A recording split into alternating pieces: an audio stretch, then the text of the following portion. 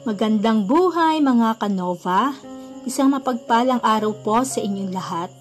Kung bago ka pa sa aking channel, paki-like and subscribe po ng aking channel at pakipindot po ng bell icon para ma-update pa po kayo sa mga parating ko pang mga videos.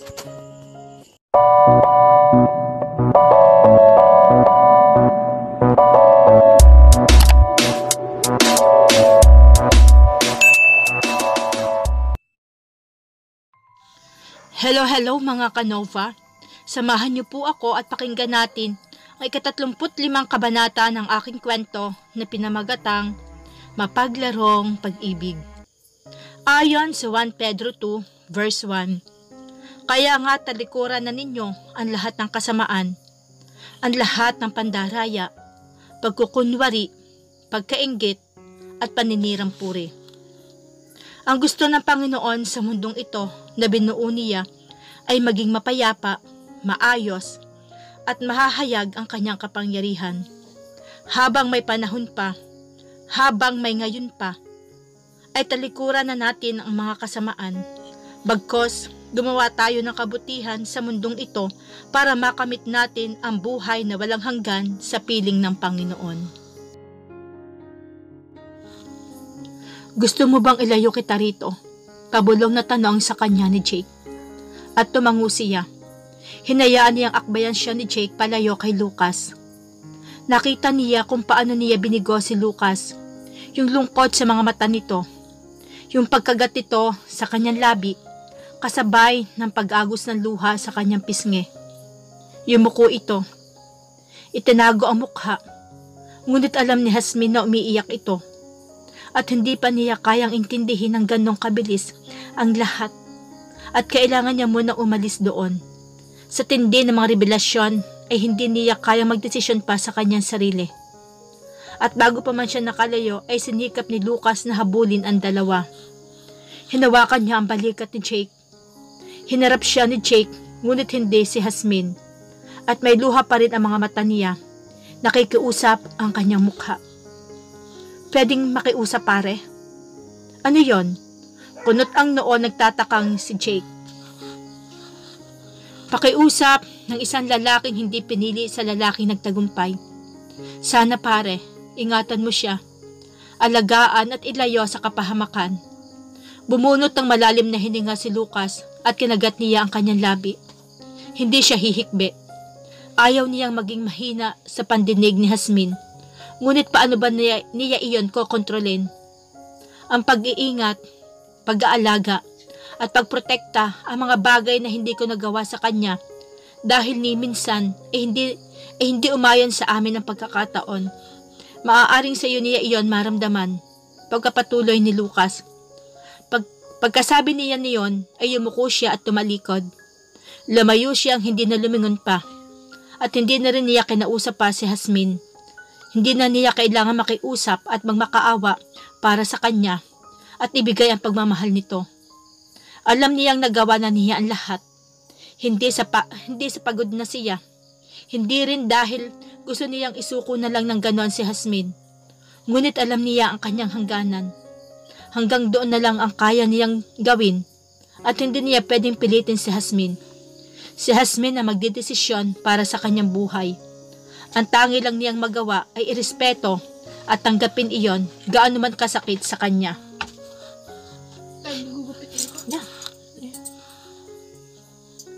Akala niya lahat ng kanyang narating ay dahil sa sarili niyang talino at diskarte.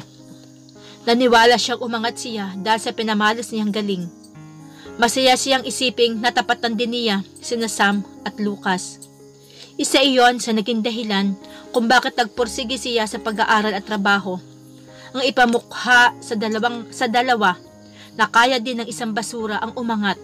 Ngunit lahat pala ng tinatamasa niya ay dahil pa rin sa impluwensya at tulong ni Lucas. Galing pa rin sa pera ni Lucas ang lahat. At pakiramdam niya, wala na siyang napapatunayan. Iyon ang paulit-ulit niya sinasabi kay Jake nang nasa kapihan sila. Hindi niya napigilang maluha habang nagkukwento siya sa lahat ng nangyari. Nailalabasan niya ngayon ang mga hinanakit niya. May nakakarinig na sa kanya at hindi naging bahagi ng lihim na iyon. Isang taong hindi siya hinusgahan at inintindi ang kanyang naramdaman.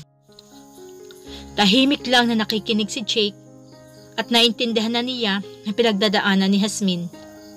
Naroon siya para pagaanin ang kalooban nito. Ang gawaing maayos at hindi komplikado sa kanyang buhay. Kung siya lang sana ang mamahalin ni Jasmine, kaya niyang ibigay ang katahimikan at kaligtasan. Ngunit nagdadalawang isip siya kung kaya niyang ibigay ang kaligayahan ng isang pusong nagmamahal. Mahal na mahal niya si Jasmine. Magiging masaya siya kung magiging sila. Ngunit paano kung hindi siya mahal ni Jasmine? Paano magiging masaya ito sa piling niya? Iyon ang dapat nakita muna ni Jasmine sa ngayon. Alam mo, ginawa niya ang lahat ng iyon dahil mahal ka niya. Pagsisimula ni Jake. Pagmamahal ba ang tawag mo doon? Oo, that was indeed a great and true love. At maaaring ipinadama mo kasi noon kay Lucas na ayaw mong tumanggap ng tulong mula sa kanya. Kaya kailangan niyang ilihim ang lahat para tanggapin mo ang tulong na iyon, lalo na kung sa ibang kaibigan ninyo nanggaling ang suporta. At naalaala nga ni Jasmine ang perang ipinabalik niya. Sinabi niya noon kay Lucas na hindi siya tatanggap ng kahit anong tulong mula dito at napayuko siya. Kahit yung sustentong ibinibigay nito kay LA, ipinababalik lahat niya.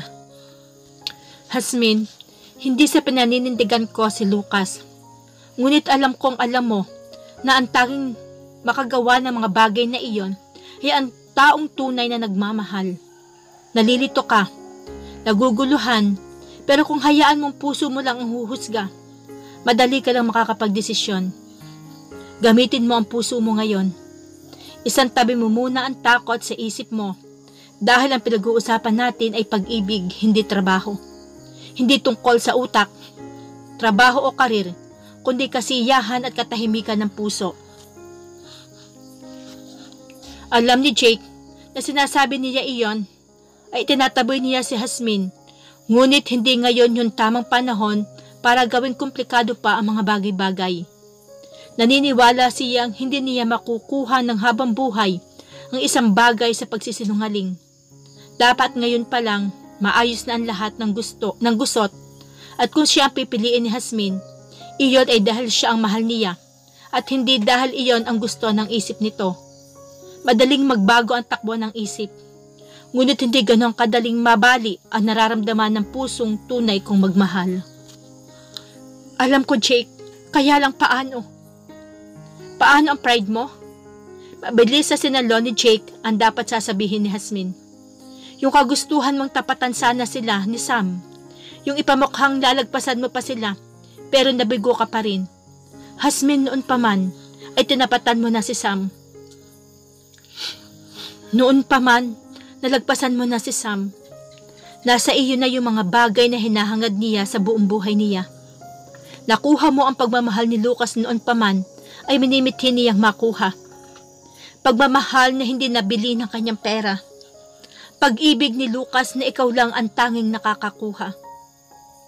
Doon ay may malaking punto si Jake. Matalino si Jasmine, ngunit hindi iyon pumasok sa kanyang isip. Napakabobo pa nga rin talaga niya pagdating sa usaping pag-ibig. Kung iniisip mo na hindi mo natapatan si Lucas noong pumasok ang janitress sa kumpanya nila, Jasmine, noon pa man, magkatapat na kayo dahil mula nang tumibok ang puso niya para sa iyo, nasa mundo ka na niya. Dinala ka na ng pagmamahal ninyo para magkapantay sa mundong ginagalawan ni Lucas. Wala na noong langit at lupa para sa inyo. Iisa ang tibok ng inyong puso. Iisa ang naging hangarin ninyong dalawa. At inilipat ni Jake ang kanyang upuan at tumabi siya kay Jasmine. Umakbay siya dito at saka siya nagpatuloy. Masyado mo kasing iniisip na nasa baba ka. Naaawa ka sa sarili mo. Iniisip mong basura ka. Pero ang totoo, diamante ka na sa puso ni Lucas. Isa kang bagay na hindi niya kailanman ipupusta o ipagbibili. At kung sa real estate nga, isa kang mamahaling struktura na kahit gaano pa kamahal ang value nito sa market, ay hindi ka niya ibebenta. Gagawin niya ang lahat ma-preserve ka lang. Dumating man ang lindol, bagyo o sunog, at gusto niyang naroon kan lagi at nakatayo. Patuloy ka niyang itatayo, kawangis ang dating ikaw, kahit gibain man o sunugin ka ng pagkakataon. Ganoon ka niya kamahal. Ganoon ka niya gustong protektahan.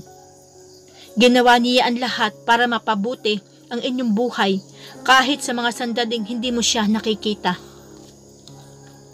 At nasapol ni Jasmine ang kanyang ulo.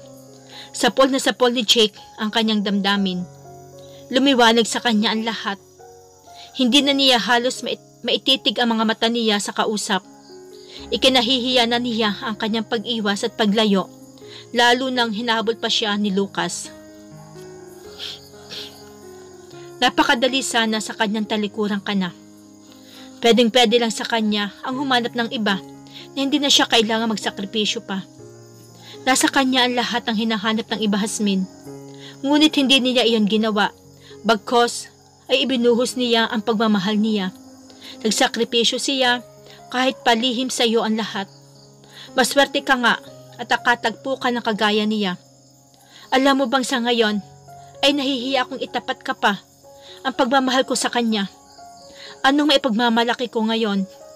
Totoong magiging tahimik ang buhay mo sa akin. Pwedeng maibibigay ko pa rin ang mga naibigay niya, ngunit Jasmine, siya ay may napatunayan na. Ako, patutunayan ko pa lang ang sarili ko sa iyo. Kung mahal mo siya, kailangan mo na ngayong umalis. Pero kung sigurado ka na sa akin at ako ang mahal mo, sasama ka sa akin at aalis na tayo. Ngunit nakikiusap ako. At sa pagkakataong sumama ka na sa akin, wala nang atrasan pa. Masasaktan mo na rin kasi ako ng sobra. At bumuntong hininga si Jasmine. Pinunasan niya ang kanyang luha. Malalim ang kanyang iniisip. Kung pipiliin mo pa rin ako sa ngayon, aasa na ako sa iyo. Bubuo na ako ng pangarap kasama ka at mas magiging masakit na sa aking tanggapin ang kabiguan kung darating yung araw na iiwan mo rin ako. Kaya nga ngayon pa lang, hinihiling kong makapagdesisyon ka na habang kaya ko pa. Habang hindi pa magiging ganong kalalim ang sugat. Makinig ka sa puso mo, Jasmine. Palayain mo ang galit, ang pride. Ang sigurado akong ngayon pa lang, alam kong makikita mo kaagad kung sino sa amin ni Lucas ang mahal mo. Gumuhit ang matipid ng ngiti sa labi ni Jake at nasa mata niya ang kabutihan ng isang nagmamalasakit at nagmamahal. At yumuko si Jasmine. Napakagat siya sa kanyang labi. Mas nagiging malinaw na sa kanya ang lahat. Ang marinig iyon sa iba pa ay lalong nagpatibay sa gusto niyang gawin. Paano ka? Pabulong niya. At hinawakan niya ang palad ni Jake. At ngumiti si Jake. Pinisil niya ang kamay ni Jasmine. Huwag mo na akong isipin. Bata pa naman ako. Marami pang darating. Yung siguradong ako ang mahal niya. Mahirap maging masaya kung ang kaligayahan ng taong mahal mo ay magkakaroon ng iba. Pero sino ako para pigilan ka? Ayaw kong ako rin ang paulit-ulit mong masasaktan kapag tayo na pero iba naman ang mahal mo. Ayaw kong ikulong kita sa pagmamahal ko. Ayaw kong ako ang dahilan ng hindi mo paglaya. Huwag nating gawing magulo ang relasyon. Komplikado na nga ang buhay. Pati ba naman tibok ng ating mga puso? At pinisil ni Jake ang palad ni Jasmine. Salamat. At hindi kita malilimutan, Jake. Pwede pa naman akong maging best friend mo, hindi ba? Oo naman. At tumango si Jasmine, maluha-luha sa sobrang kasiyahan. Doon, siguro sa pagiging best friend, pwedeng dalawa kami ni Lucky. Siya bilang best friend ko at ako bilang close friend. Ayaw mo noon, may best friend ka pa na dalawang astig sa buhay mo. Pero yung pagmamahal mo, ibigay mo yan sa iisa at karapat-dapat sa iyo. At may kumislap na luha sa gilid ng mga mata ni Jake. Ngunit hindi siya luluha sa harap ni Jasmine. Hindi niya iiyakan ang babaeng hindi naman talaga para sa kanya. Ang babaeng minahal niya ng sobra, Ngunit mas matimbang ang kasiyahan nito. Palalayain niya ang babaeng hindi naman naging kanya. So paano? Kailangan na nating umalis at balikan si Lucas sa park. Baka nandun pa siya, pero kung nakaalis na, eto na yung time na ikaw naman ang kikilos para sa kanya. Marami na siyang isinakripisyo, Hasmin. Hindi masamang ikaw naman ngayon ang gagawa ng paraan. Nakatayong wika ni Jake. Tama ka. Kailangan kong lunukin ang aking pride. Iisang tabi ang mga masasakit na nakaraan at isipin naman ang para kay Lucas. At bago pa siya tuluyang mapagod, kailangan ako naman ang gagawa ng paraan. Nakangiti niyang tinuran kahit basa pa sa luha ang kanyang pisngi.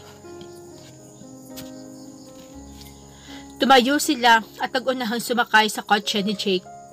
Babalikan nila ang naiwang sasakyan ni Hasmin sa park at pagbabaka sakaling hanapin muna nila si Lucas doon. At pagdating nila sa park ay bumaba na si Hasmin. Sandaling bumaba na rin si Jake at iyakap siya nito ng mahigpit bilang pamamaalam. At kahit pa nakita ni Hasmin na nakangiti noon si Jake, ay alam niyang masakit pa rin ito para sa kanya. I'm sorry. I really I'm...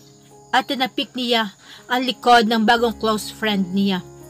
No, wala kang kasalanan. Hindi ikaw ang naghabol at nanligaw sa akin. Hindi mo ito kagustuhan. Hindi mo sinadya. Gusto kong maging masaya ka. Go and get him. Bulong ni Jake sa kanya.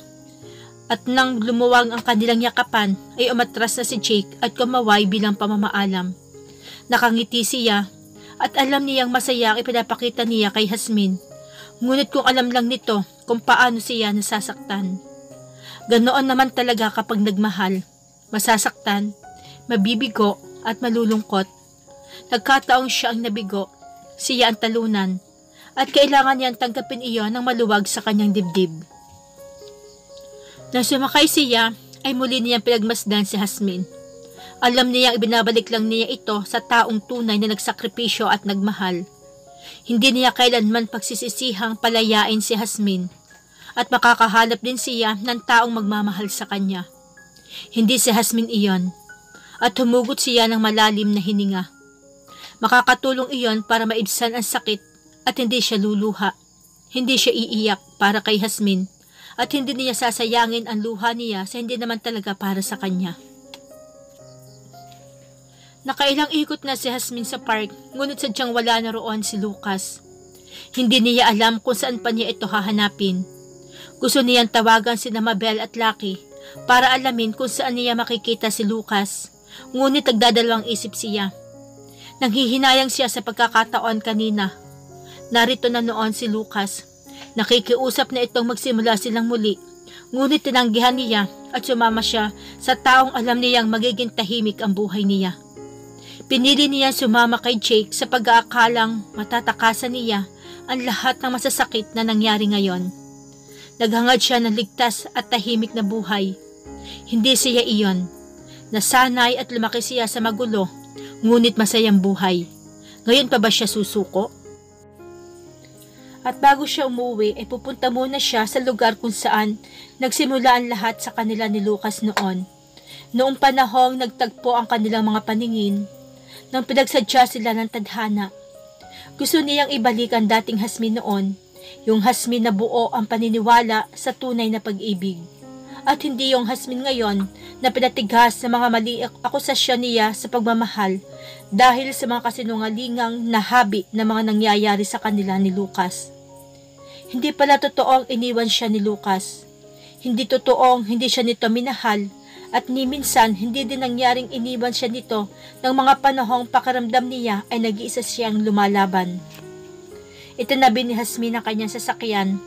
Napakabilis ang pagbalik sa kanyang alaala ng kahapon. Dito sa lansangang ito, nagsimulang magtagpo ang kanilang mga mata ni Lucas noon. Doon siya noon nakatayo at taga-abang na masasakyan. May mangilan-ngilan pa rin nakatayo doon sa waiting shed na iyon at naghihintay ng pagdating ng jeep. Yung mga hindi na pala rin makapwesto ay kailangan magtiyagang maghintay ng susunod pang biyahe. Ganun din ang buhay nila ni Lucas. Maraming dumating na pagkakataon, Ngunit hindi sila pinalad makapwesto, kaya laging nag-aabang at umaasa na may darating pang sasakyan para sa kanila.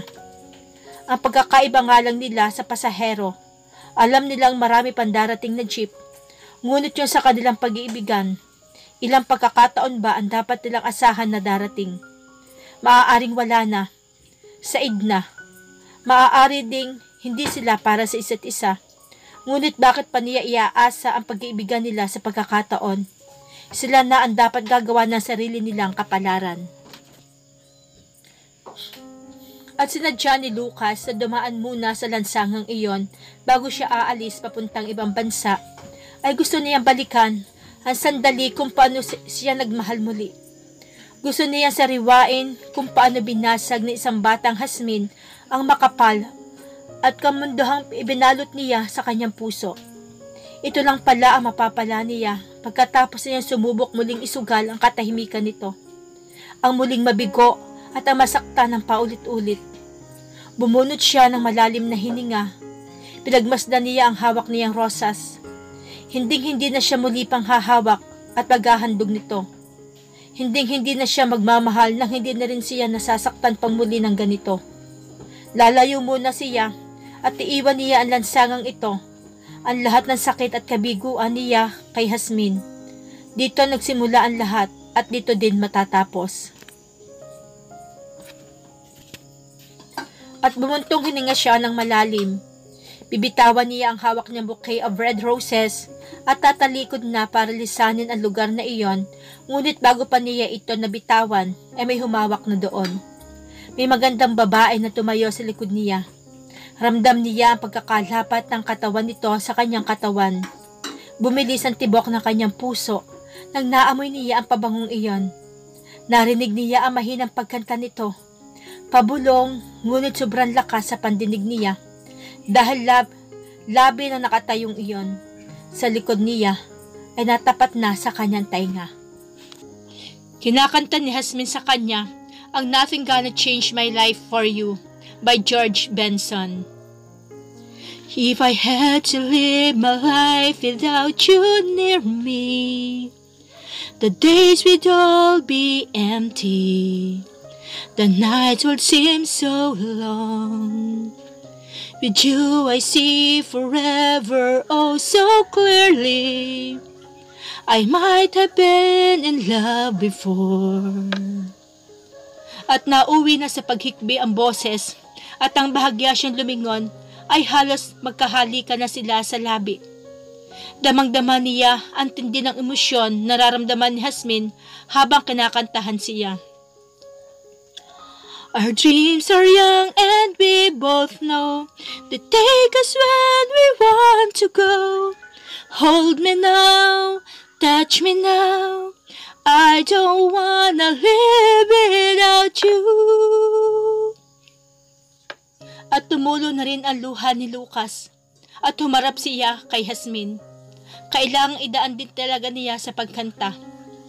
Dinaan mo rin naman ako sa kanta kanina, hindi ba? Walang basagan ng trip. Humihikbing sagot ni Jasmine. Salamat at dumating ka, Jasmine. Akala ko hindi na ako ang pinili mo, bulong ni Lucas. Sa sobrang saya ay hindi na niya napigilang humawak sa tagiliran ni Jasmine. At hindi na muling sumagot si Jasmine. Gusto ni Lucas na yakapin si Jasmine, paghahalikan sa labi, ngunit sa mga sandaling iyon ay gusto niya munang pagmasdan at pakinggan ito sa kanyang pagkanta. Nasa lugar sila kung saan nagsimula ang lahat. Hinayaan niyang hawakan siya ni Jasmine sa kamay. Wala siyang pakialam sa mga mapanghusgang pasaherong naghihintay ng masasakyan. At gusto niyang namnamin ang pagkakataong iyon. Katulad ng ginawa ni Lucas sa kanya, idadaan din niya sa kanta ang pagkahayag niya ng kanyang nararamdaman. Mahina man iyon, ngunit ang pabulong na iyon ay alam niyang sapat na para marinig at maintindihan siya ni Lucas. Nothing gonna change my love for you. You ought to know by now how much I love you. One thing you can be sure of, I'll never ask for more than your love. Nothing gonna change my love for you. You ought to know by now how much I love you. The world might change my whole life through, but nothing's gonna change my love for you. Paano si Jake? Tanong ni Lucas. At umiling si Jasmine. Pinalalaya na niya tayo. Paanos lang niyang sagot. Mali niyang naisip noon na kayang tapatan ni Jake si Lucas, ngunit nagparaya ito dahil sa pag-ibig. Totoong magiging tahimik ang buhay niya kay Jake, ngunit yung kasiyahan niya ngayon, yung matinding emosyon na nararamdaman niya habang hawak kamay niya, ang totoong mahal niya. Iyon ang hindi kayang ibigay ng saya sa kanya ni Jake. At tiyakap siya ni Lucas. Yumakap din siya habang patuloy lang siya sa pagbulong niya ng pagkanta na tinatalo ng kanyang paghikbi. Gusto niya si Jake, ngunit hindi niya mahal. Ito yung totoong pagmamahal. Yung lakas at bilis ng tibok ng kanyang puso ay kakaiba. Hindi nila kailangan magsinungaling pa at pekehin ang saya nilang nararamdaman ng mga sandaling iyong magkalapat ang kanilang mga katawan. Hindi na nila kailangan magsalita dahil nararamdaman nila ang tunay na saya. Naibubulong ng puso ang kahit anong dapat sabihin ng bibig. At inilayon ni Jasmine ang katawan niya kay Lucas. Hinawakan ang magkabilang pisngi nito. Pinunasan niya ang luha sa pisngi ni Lucas at ngumiti siya. At hinawakan ni Lucas ang isang palad ni Jasmine na ginagamit nito para punasan ang luha niya. Hinalikan niya ang palad na iyon at pinagpatuloy ni Jasmine ang pagkanta niya. Ngayon, mas malinaw na, mas buo, dahil hindi na ganun katindi ang paghikbi niya. Nothing gonna change my love for you. You ought to know by now how much I love you. One thing you can be sure of, I'll never ask for more than your love. Nothing gonna change my love for you. You ought to know by now how much I love you. The world might change my whole life through, but nothing gonna change my love for you. At damang-daman ni Jasmine ang linyang iyon. Sino ba siya kung wala si Lucas sa buhay niya? Ngayong alam na niya ang buong katotohanan. Ipaglalaban na niya si Lucas kahit sa kamatayan. Hinilang muli ni Lucas si Jasmine. Ngayon, mas magiging mahigpit na ang kanilang yakapan. Humihikbi silang dalawa. Hindi na iyon hikbi ng pagkabigo o dahil nasasaktan sila. Hikbi na sobrang kaligayahang sa wakas ay pinag-isa din sila ng tibok ng kanilang mga puso. Ang luhang iyon ay siyang huhugas sa lahat ng mantsa ng nakaraan. Ang pagmamahal nila ang magiging puhunan nila para magsimulang muli. At sinabayan ni Lucas si Jasmine sa pagkanta habang magkalapat ang kanilang mga pisngi. Minabuti nilang pumikit para tuluyan nilang hindi makita ang mga nakatingin sa kanilang mga pasaherong naghihintay ng masasakyan. Gusto nilang kahit ilang sandali ay masolo nila ang abalang bahaging iyon sa lansangan. Lilinlangin nila ang sandali. Isiping nasa tahimik at pribado silang lugar, yung silang dalawa lang ang naroon. At sabay ulit silang kumanta. Nothing gonna change my love for you. You ought to know by now how much I love you. I love you, Jasmine. I love you too, Lucas. At tuluyan silang nagyakap. Tara na, at pinagkakaguluhan na tayo ng mga tao, bulong ni Lucas kay Jasmine. At hinila niya si Jasmine sa nakaparada niyan sa sakyan. Sandali lang, hindi pwede. O bakit? May sasabihin ka pa ba? Paano yung sasakyan ko? At napangiti si Lucas sa sagot ni Jasmine sa kanya. Oo nga pala at tag-isip siya. Okay, sige, sumunod ka na lang sa akin. May alam akong lugar dito sa malapit kung saan tayo pwede mag-usap ng masinsinan. Pilyong ngiti ni Lucas sa kanya. Makamandag na naman ang ngiting iyan. Nalaala ko yung ngiting yan. Huwag ka ngang, uy, alam mo naman. Alam ko na naman kung saan hahantong ang gabing ito. Don't you worry, this time, hindi na one night stand. Mula ngayon, araw-araw at gabi-gabi na nating gagawin ang iniisip ko. At alam ko namang iniisip mo rin kanina pa. Pero baby ko, sa tingin ko marami pa tayong dapat ayusin at pag-usapan. Kailangan na nating ayusin ito habang wala pang nangyayari. At biglang bumalik sa isip niya ang kaligtasan ng kanyang mga kapatid at sila ni Lucas. Okay, sige, susunod ako sa iyo, at nagyakapan ulit sila. At mabilis silang sumakay sa kanilang mga sasakyan. Hindi nila pinag-aksayahan ng panahong tumingin sa mga nagbubulong-bulungan sa paligid. Bakit ba? Kasalanan bang iparamdam ang pagmamahal kahit ba may iba pang mga nakakakita? Mainis ang may mga moralista, basta sila buo na at masaya. At habang nagmamaneho sila ay nakikinig silang dalawa sa kantang Closer You and I. The closer I get to touching you, the closer I get to loving you. Give it time, just a little more time, we'll be together. Just a little smile, that special smile, a twinkle in your eyes, then a little while.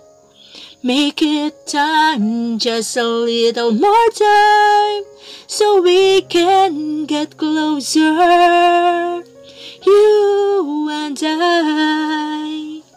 At napangiti sila sa linyang iyon ng kanta. Nangyayari na nga. Ngayon ay napipinto na ang kanilang muling pag-iisa at hindi na sila maghihiwalay pa. Ipaglalaban na nila ito. Naunang dumating si Lucas. Naghintay muna siya sa harap ng hotel. Ito yung hotel ng unang may nangyari sa kanila ni Jasmine. Pinili niya ito para matakpan niya ang bagong alaala, ang one night stand lang nila noon. Naroon sila para humabi ng panibagong alaala. Yung alaalang sila lang ang nagmamahalan at hindi dahil lang sa init ng katawan. At pagkapasok nila sa elevator ay hinila ni Lucas si Jasmine at niyakap niya ito ng patalikod. Ramdam ni Jasmine ang nakatutok na iyon at ang init ng katawan ni Lucas. Napakahigpit ang yakap nito sa kanya. Naglapat din ang kanilang pisngi. I miss you. At gusto ko ring malaman mo na kahit minsan, hindi ako tumigil na mahalin ka. Mahal na mahal kita. Pabulong iyon at puno ng sinseridad. Miss na miss din kita, Lucas. Nagalit man ako sa iyo, ngunit aaminin ko sa iyong ikaw lang ang minahal ko. Ikaw lang din ang mamahalin ko, bulong niya. At hindi na siya humarap pa. Kumilos ang kanyang kamay. Hinawakan niya ang pisngi ni Lucas. Dahan-dahang naglapat ang kanilang mga labi. Banayad ngunit madamdamin ang sandaling halikan nilang iyon. At pagbukas ng elevator ay nakaakbay pa si Lucas kay Jasmine. Bitin ang halikan nila at napapalunok silang dalawa. Nanginginig sa tensyong nararamdaman. Pinipigilan nilang sumabog ang kanilang emosyon. Pilit ginagapi ang nagwawalang emosyon sa pagitan ng kanilang mga hita. Pagbukas si Lucas sa kanilang kwarto, ay mabilis silang pumasok. Itinulak ni Jasmine ang pinto gamit ang paa niya, kasunod ang paghila niya kay Lucas. Sabik na sabik ang kanilang mga labi na muling pagsaluhan ang naunsyamin nilang halikan sa elevator. Mabilis at malakas ang tibok ng kanilang puso. Nanginginig ngunit mabilis ang bawat kilos ng kanilang mga kamay para hubarin ang damit ng isa't isa na sa gabal para ipadama nila sa isa't isa ang kumukulong pagsinta. At halos matumba sila sa pagtanggal ng kanilang mga suot, ngunit hindi iyan dahilan para malayo ang magkahinang nilang mga labi. Mahirap paghubad ng underwear na may kahalikan, ngunit kailangan nila ng kooperasyon ng bawat isa. Hindi dapat maputol ang kanilang koneksyon at pakiramdam nila, kailangan nilang sulitin ang bawat sandali. At nang marating nila ang kama ay wala nang naiwan pansaplot sa kanilang katawan. At sabay silang bumagsak sa malambot at nag-aanyayang kama. Patagilid silang nakaharap sa isa't isa. At muling bumuhos ang ulan sa labas. Binasa ng ulan na iyon ang tigang na lupa. Bumigay ang mga dahon sa patak ng ulan. Nahugasan ang namuong alikabok at pangingitim nito dahil sa usok. Nagiging luntian muli. Bumalik ang mga tingkad ng pagkaberde. Inagos ng ulan ang mga duming bumalot sa tunay na kulay nito. Tanda ng muling pagsisimula, ng muling pakikibaka katulad ni na Lucas at Jasmine. Ang nangyayaring iyon sa kanila, ang bagong simula, at tuluyang binura ng pag-iisa nila ang pait ng nakaraan. At dahan-dahang dumapa si Lucas at itinapat niya ang mukha niya kay Jasmine at sabay silang ngumiti. I love you. Bulong niya sabay halik sa labi ni Jasmine. I love you too. At ipinatong niya ang bisig niya sa batok ni Lucas. Akala ko hindi na mangyayari sa atin ito. Muntik na kitang palayain. Halos bumitaw na ako sa kawalaang pag-asa. Bulong ni Lucas habang hinahaplos niya ang pisngi ni Jasmine. Matagal kong hinintay na maulit muli ito. Kaya lang napagod ang puso ko. Nagtampo dahil ang akala ko kinalimutan mo na ako. Ngunit nagkamali pala ako. Salamat at hindi mo ako iniwan. Mahal na mahal kita. Hindi na ako papayag pang muli na tayo magkalayo. At bumunot ang malalim na hininga si Lucas. Siya naman ang humiga at tumihaya. At lumingon si Jasmine at hinarap siya ni Lucas na nakatihaya. May problema pa ba? Gusto mo bang pag-usapan natin? Ayaw ko man sabihin ngayon ito, ngunit siguro kailangan nating magtulungan para sa ating kaligtasan. Malungkot na sagot ni Lucas. Parang alam ko na tinutumbok mo. Naglalakbay ang hintuturo ni Jasmine sa matangos na ilong ni Lucas hanggang sa mapupulan nitong labi. Si Sam, hindi ba? At bumuntong hininga si Lucas. Iniisip ko kung paano ko muna iaayos ang kalagayan ni Sam nang matanggap na niyang ikaw ang mahal ko at maiwasang makapanakit pa siya. Paano kita matutulungan? Sabi ni Jasmine. Nung nakaraang linggo ay nag-usap kaming papayag lang siya magpatingin sa isang psychotherapist at mamalagi sa hospital hanggang gumaling siya. Ngunit sa kondisyong sasabihin ko sa harap mo at harap niya na siya ang mahal ko at hindi ikaw. Gusto niyang mangako akong hihintayin ko siya sa paglabas niya. Lulukuhin mo lang ulit siya. Papaasahin sa wala. Lalo lang siyang masisiraan ng bait sa patuloy na pagpapaasa. Lucas, wala na bang ibang paraan? Hindi ko alam, pero ito lang yung paraang para ipasok natin at maipagamot siya. Gusto kong maintindihan mo. Kung sakaling gagawin ko ito, this time gagawin ko ito dahil alam mo na ang buong kwento na hindi kita sasaktan pa. Ayaw ko nang saktan ka pa dahil sa mga sinasabi kong hindi ko naman talaga gustong sabihin. Alam mo bang mas labling sakit ang balik nun sa akin? At ngayon ay gusto kong alam mo na ang lahat, ang plano ko. Ang gusto ko dalawa tayong haharap sa lahat ng pagsubok na ito.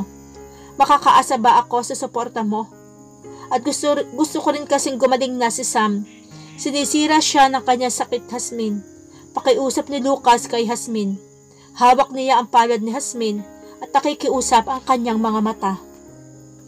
Paano kung sa lahat ng gagawin mong ito ay hindi pa rin siya magbago? Paano kung pati mga kapatid ko, lalo na si LA, idamay niya rito sa galit niya sa atin? Lucas, hindi ko alam kung siya ang nagpadala ng itim na envelope na naglalaman ng mga litrato naming magkakapatid at ng anak natin. At lahat ng iyon ay wakwak sa noo at may natuyong dugo. Ako na lang ang saktan niya. Wag lang sana ang mga kapatid ko. At napabuntong hininga si Jasmine. Natatakot akong matulad ang mga kapatid ko sa nangyari sa aking ina. Malakas ang hinala kung may kinalaman din si Sam sa pagkamatay ni Mama. Ngunit wala akong matibay na ebidensya. At sinukle-sukle ni Lucas ang buhok ni Jasmine. Tinitigan niya ang mukha ng kanyang mahal. Ginawa ko na rin ang lahat na makakaya ko para makahanap ng kahit ano mapapagdidiin sa kanya sa nangyari sa inay mo. Ngunit tabigo ako. Wala akong mapiga sa kanya. At kapwa sila na tahimik.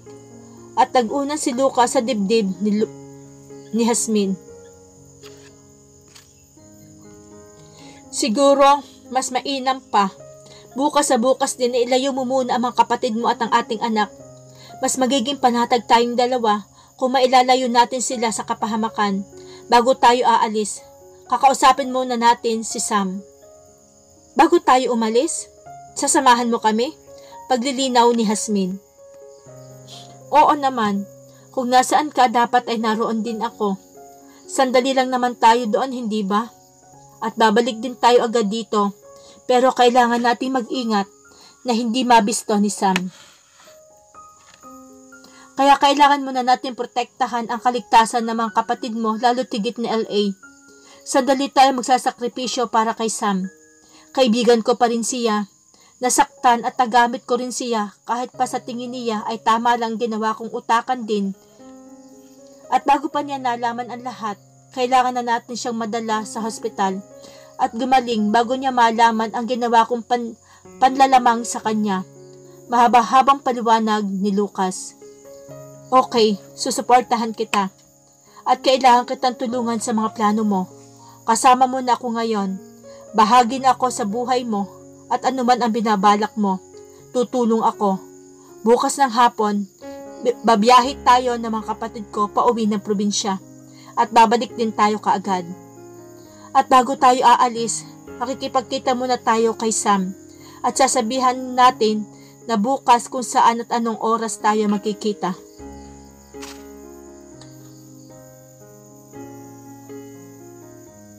Okay, haharapin ko siya para sa'yo.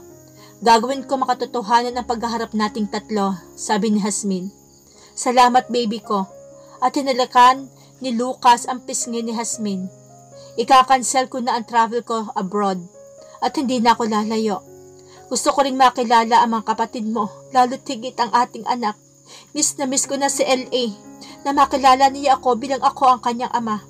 At makabanding man lang sila kahit ilang oras lang sa probinsya. At tapangiti si Jasmine sa narinig niya. Nagkakatotoo ng lahat ang pangharap niya. Kaya pinupog naman niya ng halik ang mukha ni Lucas pagkatapos itong sabihin iyon. Okay, sige na. At nagpahinga na muna ulit tayo. At marami pa tayong aayusin bukas. Bulong ni Lucas kay Jasmine at muli silang naghalikan. Ang mainit na halikang iyon ay nauwi sa isa't isa. At walang batas, nagbabawal na ulitin muli nila ang sarap ng kanilang pinagsaluhan. Ilang taon ding hanggang pangarap lang nila iyon na pagsaluhan at sagad-sagarin na nila ang makatotohanan pag-iisang muli. Iyon na ang pinakamasayang pagmulat ng kanilang mga mata. Naunang nagising si Jasmine at nakaunan pa rin sa bisig niya si Lucas at hindi siya nito tinakasan. Ginising niya ng halik ang mahimping pa rin si Lucas na lalong gumagwapo si Lucas sa paningin niya, lalo na nang pagmulat nito sa mata ay sumilay ang isang tipid ng ngiti. At hinalikan niya agad si Lucas sa labi. At pagkatapos noon, ay sabay silang naligo sa bathtub. Nakasandal pa si Jasmine sa katawan ni Lucas at sinasabon din ni Lucas ang buong katawan ni Jasmine. At dahil kapwa sila hubad ay nagkakaroon ng di mapigilang pagkikiskisan ng madulas at mainit nilang katawan. Masaya sila sa sandaling iyon, nagbibiruan, nagtatawanan, naglalandian hanggang sa birong landian ay nauwi uli sa totohanan. At muling pinagsaluhan nila sa loob ng bathtub ang bulwak ng dagta ng kanilang pagmamahalan. Walang pagsasawa, walang kapaguran. Ganon nga talaga siguro, lalo pat kay taga nila itong inasam. At pagkatapos silang nag-agahan, ay saka sila naghiwalay, na abot sa tenga ang kanilang mga ngiti. Buo na silang muli. At ngayon, nakahanda na silang harapin si Sam. Sa mga sandaling iyon, ay abala si Sam sa kanyang mga plano. Naghihintay lang siya ng kanyang mga tauhan sa tamang pagkakataon. At dito po nagtatapos ang ika-35 kabanata ng aking kwento. Tuluyan na kayang maramdaman ni na Lucas at Jasmine ang kanilang pagmamahalan? Maging hadlang pa kaya sa kanila si Sam? Maitago kaya ni Lucas ang pamilya ni Jasmine sa mga kamay ni Sam? Masasagot po ang lahat ng yan sa pagkapatuloy ng aking kwento. Tunghayan po natin ang nalalapit na pagtatapos ng aking kwento. Thank you for watching. God bless. Ingat po tayong lahat. Bye!